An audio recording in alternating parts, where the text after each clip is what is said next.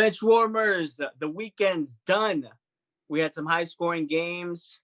We have some happy faces. We have some not-so-happy faces on the pod today. And we have some missing faces. But before we get to that, and while we see LeSmug putting a bit of color into his life, just to remind you a little bit of housekeeping, where you can hear our podcast on your favorite podcasting platforms, whether it be Spotify, Apple Podcasts, or Google Podcasts by searching BenchWarmers FC. LeSmug, where can they find us on socials? You guys can find us on Instagram, Facebook, and Twitter by searching BenchWarmers FC1. Nice. And Marco, they can watch our videos where? They can watch us on YouTube at BenchWarmers FC TV. And please don't mind Edgar. He's just painting his room. This episode is hosted by and sponsored by Edgar LeSmug's DIY channel. And Nico, where can they write to us? You can write us to benchwarmersfc.com. And that's all it is, and that's all you need. So we encourage you guys to leave your likes, comments, to subscribe, hit the notification bell, all that good stuff. If you're wondering why LeSmug, if you're watching the video, LeSmug is painting this room a shade of blue. That's because he might be having some regrets, thankfully. But before we get into that conversation, there's a lot of action this weekend, guys. I watched practically every match. I don't know about you. Marco, did you watch everything? Almost everything except for today's games, but yes. Except for today. Nico, what'd you catch? Liverpool game, United game, Arsenal game, Chelsea's game today, and not the Spurs game because I slept. LeSmug, what did you watch this weekend? All of the above, basically everything I could attest to. At this point, it's all gibberish together because I watch so much football, I forget who scored what. Well, we're gonna jump right into it because Newcastle Fulham, they kicked off the weekend, and it was a very interesting weekend, to say the least, with a lot of goals, a lot of shock results. 1-1, Newcastle Fulham, Callum Wilson bailing out the fantasy managers, but we're not going to get into those points just yet. It could prove to be a decisive point for Scott Parker. I know Marco was very adamant about Scott Parker being one of the first sacked managers. I think since recording, Bilic has been sacked for West Brom. Big Sam has come in. We'll get to West Brom soon. Do you guys think, I'll ask you a straight question, Nico. Fulham getting this point off of Newcastle, are they staying up? Is Scott Parker doing enough to get Fulham through? Because at the beginning they seemed pretty weak, but now I don't know. For some reason they're kind of hard to figure out. I don't think he's gonna make them stay up because we already know Sheffield's down. That's it. But then you have Burnley, Brighton, Arsenal are in 15, but I don't think they're gonna get relegated. Please, but Burnley and Brighton, I think they're in better form over Fulham. And West Brom, I think we've seen the stat with Big Sam. We'll get into that later. But I don't think Scott Parker has enough to keep Fulham up. Yes, they've had pretty decent results. Picked up a point against Newcastle, picked up a point against Liverpool. But I just don't think they have enough just like star quality to just stay up. Because remember like 2 years ago, they came up, they spent like 90 million or something, went straight back down. Yes. So I think it's gonna be the same thing. I didn't think they're gonna go back down. Fulham going back down. There's not much to talk about for that game. I did mention also Callum Wilson getting on the score sheet for Newcastle with a very dubious penalty for some people. So we want to know what you guys thought about that penalty, whether it was deserved or not. There's still some pretty big names on the Newcastle team sheet that are out because of COVID. That's a new challenge that I believe Steve Bruce has been handling pretty well. And we move on to the next game. We're going to skip over to Man City Southampton 1-0 win. A very, I would say, frustrating game as far as if you're a City fan, looking at it from that perspective. A lot of people believe that Pep's side has been drying up slowly for the goals. We're waiting to see a cameo from Aguero, which wasn't really that great. Jesus hasn't been pulling weight. Marco, can you give us some, what are your thoughts? Is this something that Pep has to fix ASAP, or are they just finding the rhythm? This 1-0 win, away to Southampton is valuable, and they had several chances to try to equalize. But City are pretty far down on the table in 8th place. Yes, we can talk about points, and they're not too far off, 7 points off the top. But being anywhere underneath the top 4 at this stage in the game, almost Christmas time, it just doesn't seem normal, right? I mean, I just feel like I don't want to say too much about Pep because every coach that we've talked about this past couple of weeks, we always or give them too much shit or give them too much leeway, and then they just come and shit on us because something happens, and so we're never right. So I'm not gonna. Well, all I can say is I think that Southampton had the chances and they couldn't score. I think Man City got a little lucky. But will they end up in top 4? Oh, man. I mean, I don't know. I don't think so. But there's way too much soccer to continue to even consider it because everybody's doing okay and good except for Liverpool, of course.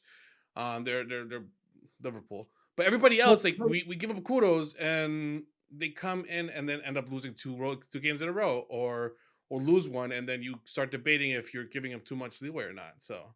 Marco, can you consider Man City not being in the Champions League? Is that can that thought even cross your mind? That's what we're talking about here. Not winning it because I don't think they're going to win it, but not being in Champions League next year. I mean, somebody has to not make it. There's only 4 spots, so if they don't start cranking it up now, yes, they are in 8th place, and yes, they have a game or 2 in hand. I can't remember how many, but I mean, they have to start doing something now. We'll find out once the transfer window comes and see if he's going to make some modifications, bring some people in, get some people out. But until then, I just don't see it. If I'm not mistaken, I remember reading something about Guardiola saying that he was very adamant about the fact that they are not going to go dip into the market for a forward or a striker to kind of solve their goal drought. But I'm going to hit you with this little stat tidbit. Looking at the form table, the last 5 results for each team in the Premier League, win, losses, and draw. The only 3 teams that do not have a loss in their last 5 matches are Liverpool, United, and Manchester City.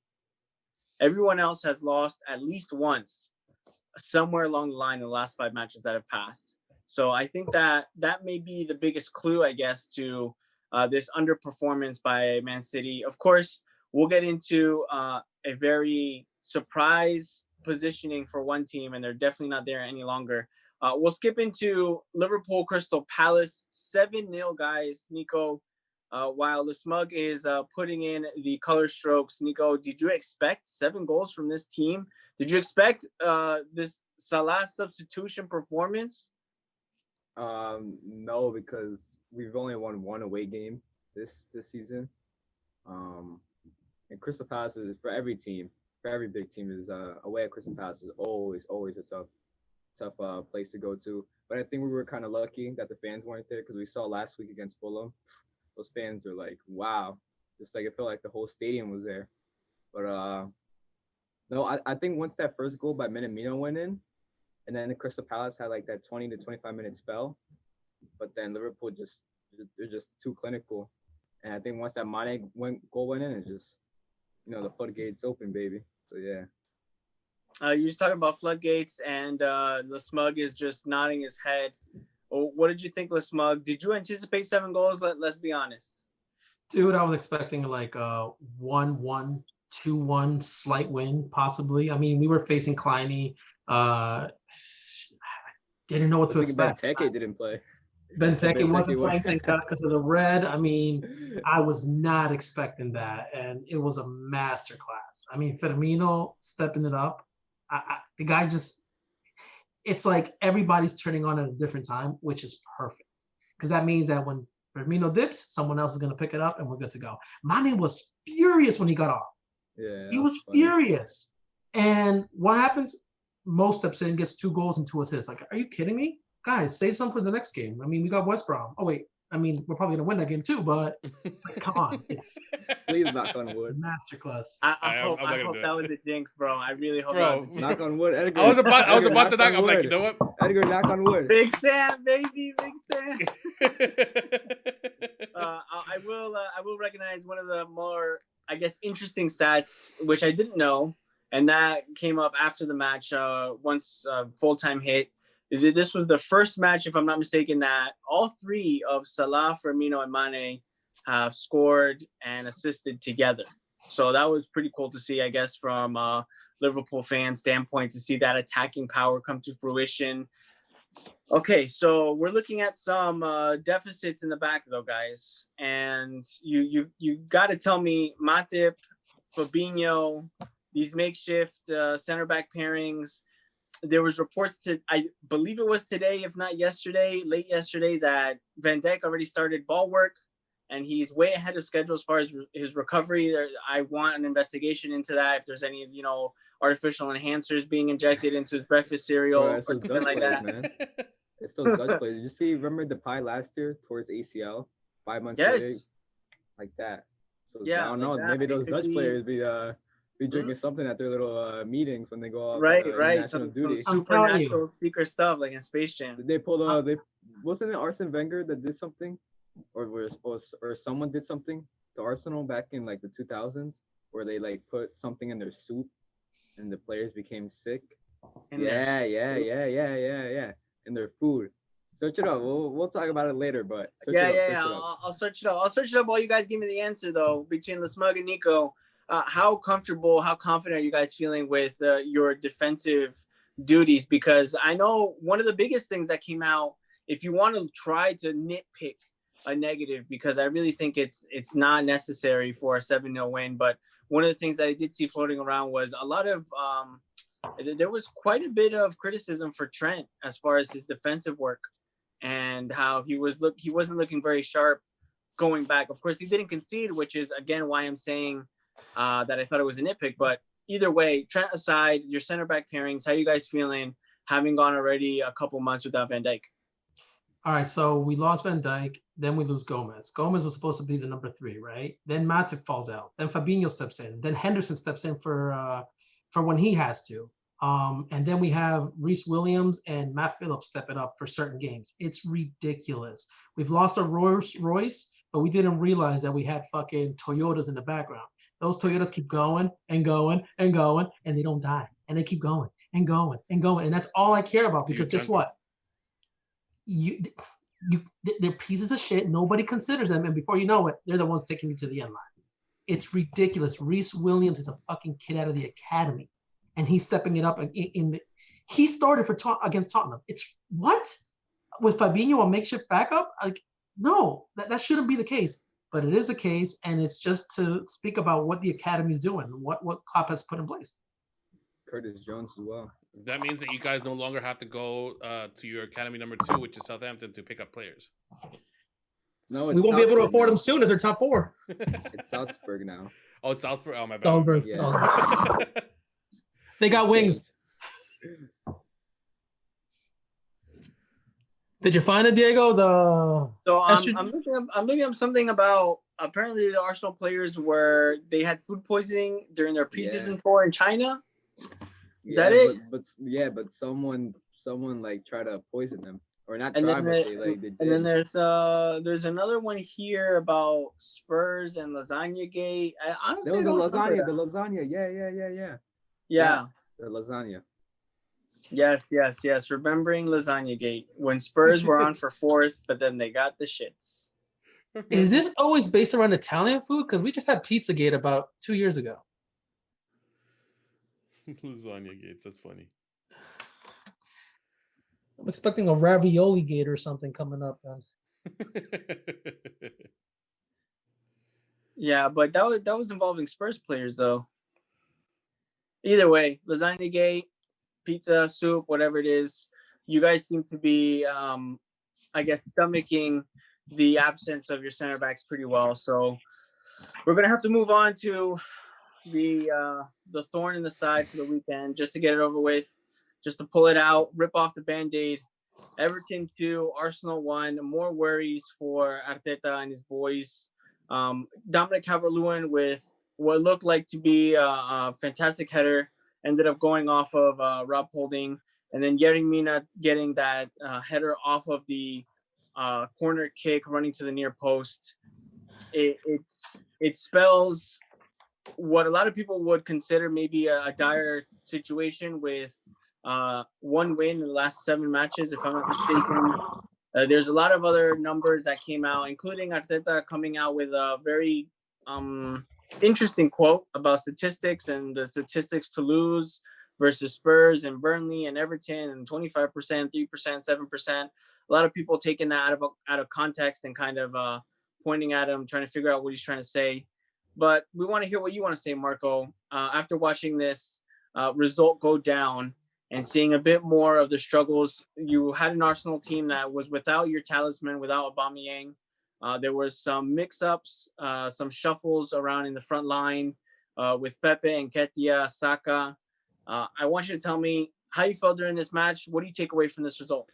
Another frustrating game, to be honest, man. Another red card on our side, which sucks. It's the third one in the past, I think, 5 games. Another one? Yeah, Gabriel walked away with the red card.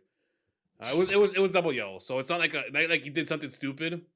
But it was a double yellow, another red card. Frustrating. The only highlight of this one was Martinelli finally got back. We finally have him back. He played for 25 minutes.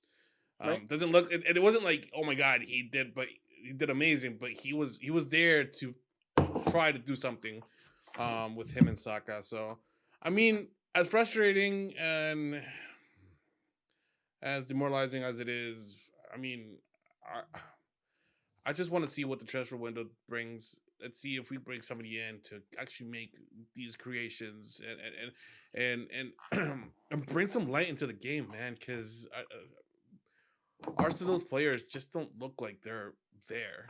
I don't know. I want to see some change this coming up this January. Hopefully it does. If not, it sucks to say, but I just don't see it. The fans, or even the big honchos letting Arteta stay to the end of the season, which is hard to think of. But I mean, I'm still with him, but it's just it's hard to see. So you're still cemented Arteta in? Correct? Yeah. I just really want him to get the chance to get rid of the dead weight and bring in players that want to play for the shirt. Which is it's going to be a hard task now that we most likely won't even be in Europa League next season. Marco, as of what it looks like. So you mentioned not playing for the shirt. So who's not playing for the shirt? What do you think? Who do you know? Give us 3 names, three players that you're like, you know what, these guys, they don't deserve to have the cannon on their chest. I personally, if I could take it out, Shaka would be one of them. I think William isn't really. I mean, you could think he might be trying, but I just don't see it. So that's 2. Shit. I'm trying to go through another one. One more. So many to pick from, right? I mean, that's the thing. I mean, there's days that I really think David Luiz isn't playing for it. Well, David Luiz has to slot in. The red card to Gabriel actually came last game week. It was against Southampton, that 1-1 draw. So Gabriel was missing this match. But I mean, we haven't talked since these past 2 game weeks, so it was included. Correct. There's 2 routes that this could go. I know Eric has very much made his position clear as far as being Arteta in. We see a lot of stuff coming out, especially online. The Arsenal guys, we see Troops trying to cope with it. We see DT and AFTV trying to cope with it. A lot of antics going on. I think that this might be make or break time for Arsenal on the board. Some people were saying that they have to back him and they got to put the money out and they have to give him players that will fit his system. Others already have been fed up and they've seen enough and they don't want to see them slip further. Like Nico said, and I agree as well, there are probably a lot of other people that see it this way, that Arsenal will probably not get relegated. But as far as being in the bottom places, especially that bottom 5, the bottom 6, it definitely doesn't look good. Particularly when you have teams like we had mentioned earlier in the shape of Brighton, Burnley, Fulham, Aston Villa, what have you, to be performing well. So moving forward, talking about Aston Villa, They got a 3-0 win against West Brom. Big Sam taking the first L in his tenure as the West Brom manager. I'm going to ask you guys straight up. I like Big Sam. I think he's cool. I think he's a very iconic manager, but taking this loss right when he gets appointed, I know maybe the problems may be deeper than him. Do you guys think that sacking Bilic and getting Big Sam was the correct decision? What do you think, LeSmug? Absolutely. The guy knows how to keep teams up. Arsenal should have picked them up, to be honest with you. Maybe not to – he would have been the head coach. That he has to be the head coach. But honestly, he would have taught Arsenal how to fucking keep it tight in the back. Only thing he requires, though, is time. And he has no time to set up Bromwich yet. So give him a week. Give him 2. I see a tie maybe the next game. Probably a loss. Chill. Probably a loss. But he knows how to set up teams to fucking tie. And get enough ties, pop a couple wins, get 38 points, you're safe. That's it. That's all he does. He's not gonna win you anything, but he's gonna keep you up. Textbook. I do remember reading something about someone had made an analysis online about teams with the minimum amount of losses to be relegated. And they were actually doing this in terms of analyzing how far Sheffield can go down, how many losses they can stack up before they're relegated. And usually the amount of games that a relegated team loses throughout the season is somewhere between 20 and 21. There are very, very few instances where a team has been relegated with 19 losses on the season, which would be like the quickest for them to be confirmed going down into the championship. But 3-0 Aston Villa, it seemed to be going towards a 0-0, and then we get some spectacular movement from El Ghazi, Grealish assisting, getting that penalty, and they walk away with the 3-0. Moving on, United 6, Leeds 2. And Diego, all right, here's the question I got to ask, and I've been wondering the whole time. What's a bigger game for you, Liverpool or Leeds? You see, that last bit is what changes it, because you're asking for you. And honestly, I was not alive and kicking during the Roses rivalry era. I was not around for War of the Roses. I did not see or witness or live that time. So I guess for the older heads, they would definitely say United Leeds. And then you had very clearly asked me which one is bigger. And as soon as you asked, they immediately scored, and then they scored again. And then by the time we knew it, there was already 4 goals in. So I guess that was it. And that's what I'm saying. For me, it used to be Everton, the biggest. That was in my point of view. It was Everton. Everybody says it's actually Manchester United. Now, it's bigger. It's Manchester United because I fucking hate you. But I was wondering the same thing. Like simple. Yeah, the hatred towards game was a lot bigger than 2 teams. So that's what I'm getting at, because everybody was making such a big thing about Leeds and how big a game it was going to be, which it was a phenomenal game. But why did this pick it up so much for the Manchester United players? Like, you guys were playing phenomenal. I hadn't seen Rashford make so many runs. Everybody working so hard. Tompkins fucking scoring within the first 2 minutes and then scoring again, 120 seconds later? Yeah. Literally. It was in the span of almost 90 seconds, really, that he got his 2 goals. Nico, I see you you're like biting your tongue. You look like you're about to say something, but then you don't say it. You got to let it out. You got to spill the beans.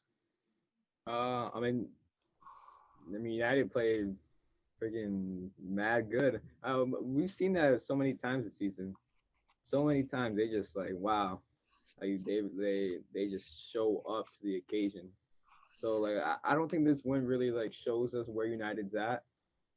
But in terms of like their players and everyone, they're just like on form. You got Fernandez, Martial starting to chip in a couple of assists. I heard he missed a couple of goals, but you got Pogba back, McTominay get on the score sheet. So I mean we'll see where United heads here. They're only in second place with the game in hand, so we'll see. We're in third. Which one is it? Yeah, third. They're sitting in third. Well, with the game in hand. My only thoughts during the game was I was just over ecstatic with the early goal from McTominay. I really feel like McTominay is a player that shows up for rivalry matchups because he scored against other, I guess, like top 6 big teams, against Arsenal, against City, and now Leeds. And then the contributions from everyone. I was sweating, and I'll just say this right now. I was sweating with Salah getting so many contributions in his game, having captain Fernandes for the weekend. And a lot of people that kept their faith in Bruno were rewarded because he did 2 points better with his 2 goals and the assist, getting the sliding the penalty away. And yeah, it could have been a lot more. It could have been 8. It could have been 8, 9 goals if Martial was a little bit more clinical. If Rashford had taken some of his chances. They did get scored on. There's a beauty of a goal that Dallas had curled in the top corner from about 25 yards out, and it looked like it was wrapped up. One thing I was going to ask you guys is, we see again Bielsa's team. They've always been praised for their energy and their attacking rate, their press, their high press. They're in this match getting beaten 6-2, and still the commentators are complimenting on how exciting Bielsa's team is, instead of focusing on the fact that they've lost more matches than they won already. They're still. I got a response for that. You know why? What is the response to it? Because they lose beautifully. Even going all out attack, they scored 2 goals. Mourinho defends for 90 minutes and doesn't score. And it's not beautiful. And there's nothing to talk about. And that's it. That's why the commentators are talking, because there's action to talk about. The last thing the commentator wants is a game that's just everybody sits in the back and they have nothing to say for 90 minutes. So, of course, they're going to rave, because you know what? It's headlines. 8 goals in 1 game. It's perfect. It's exactly what they want. So they're going to give them the props. And at the end of the day, why is the club not going to care? I mean, it looks beautiful. It brings headlines. And at the end of the day, if they want to fire Bielsa, it doesn't matter, because he's going to leave at the end of the season. If he wants to stay, he's only got a 1-year contract. That's all he ever does. So in the meantime, have fun, play footy that way, and stay up. They're going to stay up. They're not going to get relegated. So might as well go all balls out and see what happens. What's the worst they can do? Fire him? Big whoop. My man, the Smug is going hot and heavy with the predictions this episode. Hot. I mean, coming in hot. You gotta agree with him. He's not saying it's the fumes, wrong. Bro. It's the fumes. he's basically right. I mean, what do you want to watch? You want to watch a boring Spurs game that if they score 1 goal, they most likely will sit back? Or do you want to see a Leeds game where they all attack, and doesn't matter how low, how bad of a beating they're getting, they'll still go all out and still try their best for the next couple of minutes until the game ends? I mean, right. That's what they did. That's what they did against you guys this game. They never put their hands down, and they said, "Fuck it." I mean, if you guys are gonna score every 2 goals you score, I'm gonna score 1. right, and it definitely turned out into more of like a gunslinging match where it was, we're gonna score more than you. But here's the point I'm trying to make. We're all saying this as neutrals. Now, Marco, if you were to put yourself in the shoes and the shirt of a Leeds United fan, do you want to see your team get smashed every week, just as long as it's beautiful for the commentators and the neutrals? You see, I don't want to say smacked, because you guys they recently got smacked by you guys. Mm-hmm. But what I would say is I wouldn't give them that much shit, because at the end of the day, like Edgar said, there's more possibility of us staying in the Premier League, which we haven't been in a very long time, than us being relegated. So I would worry about it next year. This season, I just want to see them go against the big ones. So you're saying just you made it. It's been 16 years. You made it up. Go out swinging. Yeah, pretty much. The thing here though is, if it took them this much work to get promoted and you go right back down because you're too busy playing beautiful all-out attack, getting scored on every week, at least 2 goals with no clean sheets and stuff. I guess my point is it sustainable? And we're gonna have to wait and see. Yeah. And not to make it too drawn out, we have a few more matches to get through, guys. You had mentioned Spurs, boring Spurs, and rightly so. This weekend was definitely a boring one for Mourinho and his men, losing 2-0 at home to Leicester City with a Vardy sucker punch, putting them out of the top spot. And we had mentioned it before recording. Spurs were first place 6 days ago. They were top of the table. Josue was smiling ear to ear. He was giving us shit. And now my boy's nowhere to be found after just, 2 matches. And Spurs have fallen a little bit, losing that 2-1 game to Liverpool. Well, yes, it's Liverpool. It was a tough match and all, but the draw beforehand to Crystal Palace and then compounding that with a loss to Leicester, we already see how fast things can move in this table. But again, we had mentioned it before, and we had considered, Spurs are top of the league, and there's these stats coming out that Mourinho finishes the same spot that he does once that he is in September at the end of the season. Is this Spurs team still going to fight for top, Nico, or is this the beginning of the decline for the Spursy ways? I don't think it's the beginning of the decline, but I do think that it's showing frailties. I think we saw that when Son and Kane aren't playing well, there's nothing. There's absolutely nothing. Combining that with Mourinho's tactics, it's just like one game you'll have Son and Kane scoring 2 goals each. The next game it'll end 2-0 to Leicester, when Son and Kane aren't playing as well. And then Mourinho is sitting back, parking the bus while he's 1-0 down. So I don't think it's the decline right now, but I do think it's starting to show what happens when Son and Kane aren't firing. And have they been playing bad? Honestly, Son scored in against the Liverpool game. Kane is still putting up numbers. He's getting in the box. He's putting in shots. They're just not going in. But when you only have 5 opportunities to score, your completion, your fucking score rate has to be pretty damn high. One off day, that means you miss one of your 2 shots. That's it. You're done. It's game over. Liverpool shoots like 20 shots in a game, 19 on target, and scores 2. Well, yeah, our fucking rate of actually making a goal is terrible, but we're actually making opportunities. If Son, Berthwaite, what's the guy from that missed the 2 shots against Liverpool? Bergwijn. He's getting so much shit. He should have scored. No, motherfucker, you should have released him down the left flank plenty of times, and he would have had more one-on-one chances. But you're keeping him in the back, so that's why you lost. Don't blame it on him. I mean, he put one on the post. What else is he supposed to do? Give him more opportunities. Play a way that he can actually score. Be a little more like Leicester. Be a little more like Rodgers. You trained them. Why is Rodgers beating you now? There is, I know that some people made the point that Bergwijn was occupying the left flank that Son usually is in. And if Son were on the receiving end of that through ball, for example, that Bergwijn smashed against the post, it would have been a different story. But again, we go back to the same thing. Mourinho's men, only 3 losses. And there's quite a few teams that have less, actually either the same or less than that, including Liverpool and Man City, who have quite a number of draws. And that's what has them in 8th place. But 3 losses on the season. We're in going into game week 15 now. And things are, they definitely did take a turn as far as being top. They have Wolves away next, if I'm not mistaken, and that's a match that's given them historically quite a bit of trouble.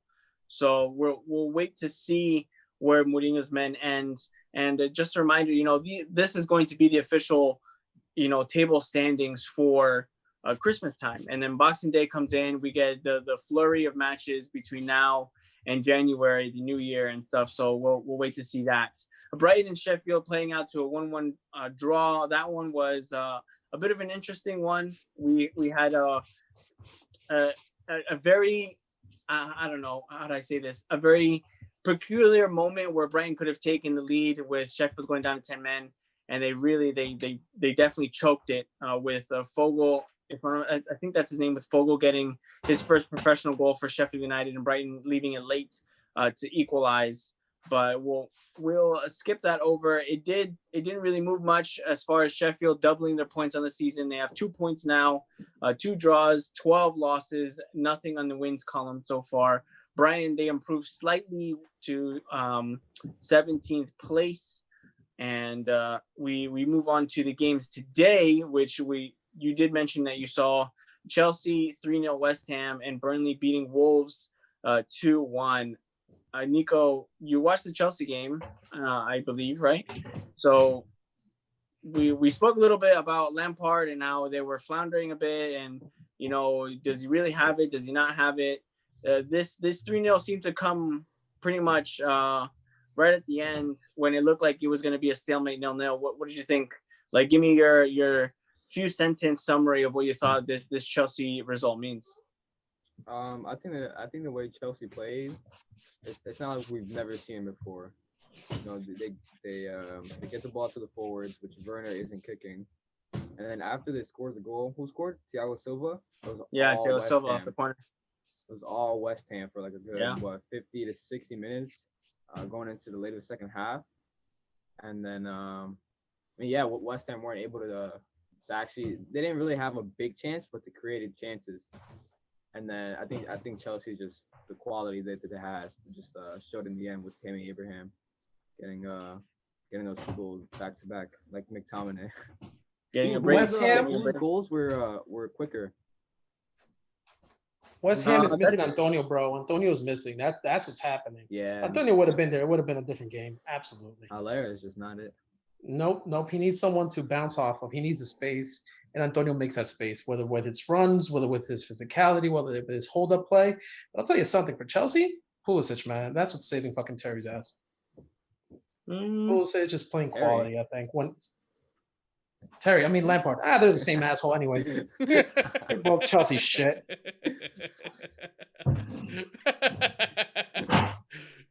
No, but to speak on the game though, Chilwell injury, I don't know how severe it is, but they're gonna have to play Emerson for the next couple of games.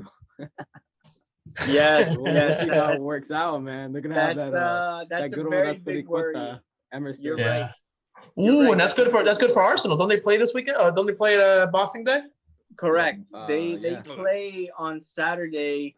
Arsenal host Chelsea at the Emirates, and it's definitely a big loss with Chilwell. It looks, I believe, if I'm not mistaken, I had read that it was a bit of a strain on his ankle, a bit of a twisting. He got subbed off in the 10th minute just before the goal was scored, the opening goal by Thiago Silva. But this 3-0 win sees Chelsea maintain their 5th place spot with 25 points, just running off so we can confirm for you guys how the standings are going to go into Christmas. Liverpool leading the league with 31 points, 4 points above Leicester City in 2nd place. And then we have a very tight pack from 2nd to 7th, actually, with United and Everton tied on 26 points, Chelsea and Spurs tied on 25, Southampton on 24, City on 23, and then it goes on with just a few points difference. And I guess that shows a bit on how competitive or how crazy, if you want to take it that way, that this season is. And the very last result, Burnley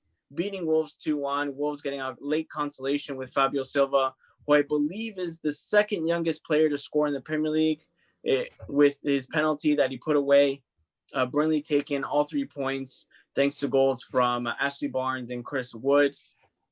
I think that's, guys, just to end it on this note with Wolves, they're really missing Jimenez up front. I know Neto has tried to pick up the slack when Podence as well, but that threat up top could mean quite a bit of bad news.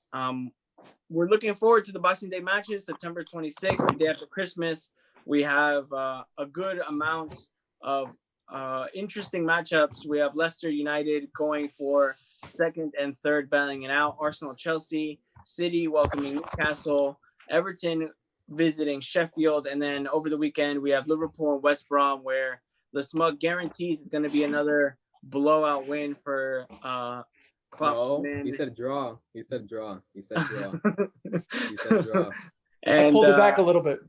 And Wolves and Spurs, seeing what that result comes out to. I think that wraps it up for this episode, guys. Thanks for joining. We look forward to seeing the rest of you on our next episode for the podcast next week. We want to wish everyone, if we don't hear from you, a very Merry Christmas, a very happy holiday season, and we'll see you guys after the Boxing Day matches. So hopefully it's a good Christmas for everyone. hopefully it'll continue that way going into the weekend. But guys, thanks for joining this episode. My name's Diego, joined today by the Smug, Nico, and Marco, the Instigator. We are the Benchwarmers. This is the Bench with a Voice, where the bench is always warm. Peace, everybody. And your painting tip of the day is don't record a podcast while painting. You'll get nothing done. Peace.